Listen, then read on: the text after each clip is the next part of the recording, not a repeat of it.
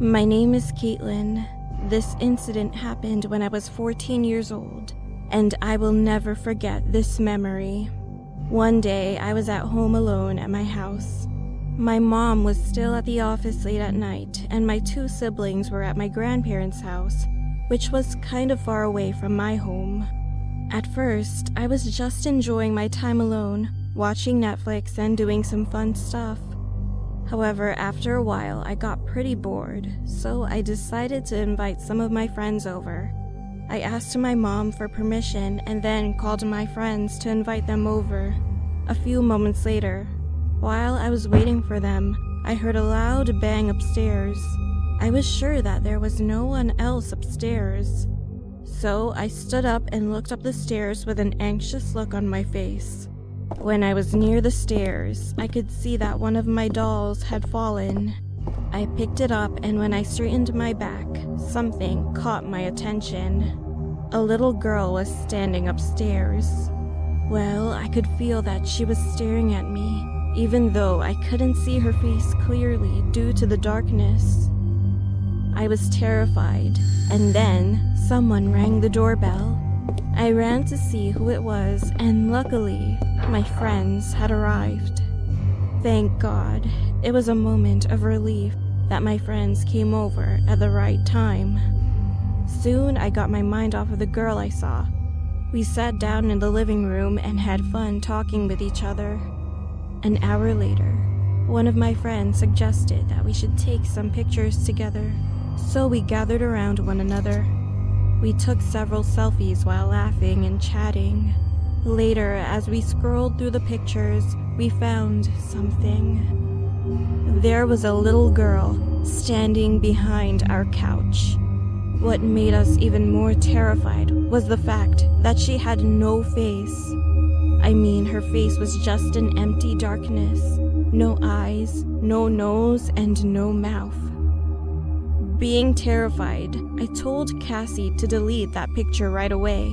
However, she said that something was wrong with her cell phone. I snatched the phone out of her hands and tried to delete it. But no matter what we tried, we couldn't delete the picture. Then we heard loud thumps. It sounded like someone's footsteps were coming from upstairs, and our light was flickering on and off at the same time. We thought that we couldn't stay inside anymore, so we rushed outside in a hurry. One of my friends, Christina, suddenly pointed at my bedroom window and said that there was someone in there. I raised my eyes up and followed her finger, and there she was. It was the same faceless girl we had seen in the picture. My friends and I screamed. I called my mom and explained everything. My mom couldn't believe what I told her, so she made me calm down and said that she would be home in 5 minutes. After she arrived home, she searched the entire house, but she couldn't find any trace of the girl. I hoped that it was just our imaginations. However, we soon decided to move out of the house because I kept seeing the girl after that incident. We finally moved, and from then on, my mom never wanted me to be home alone, so I always stayed with my siblings. I still have no clue why the girl haunted me, but I think it was because she wanted us to get out of the house. Well, I'm just glad that I don't see that girl in my new house.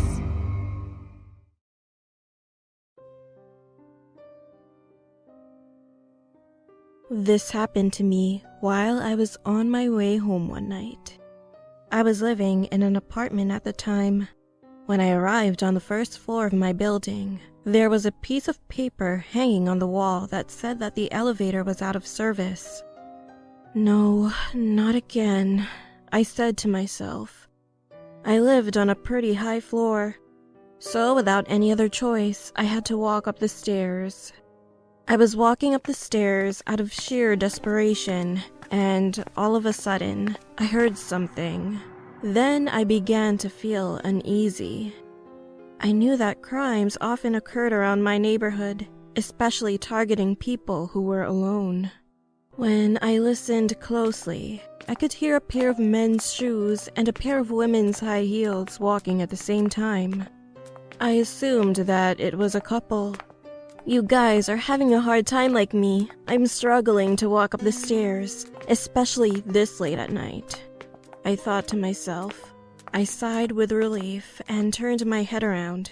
However, I will never forget what I saw at that moment. There was a man who was crawling with a pair of men's shoes on his feet and a pair of high heels on his hands. He was crawling towards me. This happened a few years ago in the neighborhood I grew up in. When I was around 6 years old, there was an incident where an old man who lived right in front of my house was murdered by a robber. Not only did the robber steal all his money, but he also stabbed him brutally with a knife and then ran away. According to the police, the crime scene was as horrible as it sounds, and unfortunately, to this day, the robber still hasn't been caught. When they moved the old man's dead body and passed by my house, my mom covered my eyes with her hands so that I wouldn't see it. Nevertheless, I could see my neighbor's face through the gap between my mom's fingers. After that, even after a few months had passed, the old man's house wasn't sold. It was because there were a few strange rumors spreading around the neighborhood about his house. Some said that people would always hear the old man's coughing and sobbing coming from inside whenever it rained. 10 years later, all of the people who moved into his house had to leave, and now his house is being used as a warehouse. When I was in high school, I was crazy about a boy band and used to stay up late at night watching their videos. Because of this, I used to fall asleep at around 3 or 4 a.m. The town I lived in was sort of a new city under construction, so it was really quiet and there was no one outside during that time. One night, it was around 3 a.m., I suddenly heard a woman singing outside. It was an old song, and the strange thing was that the woman was singing just one part of the song over and over again. She didn't move on to the next section. She would just start singing, pause for a minute, and then continued singing again. Out of curiosity, I opened the window and was about to sing the next verse of the song to surprise her. However, before that, I sent a text message to my friend. "Hey, someone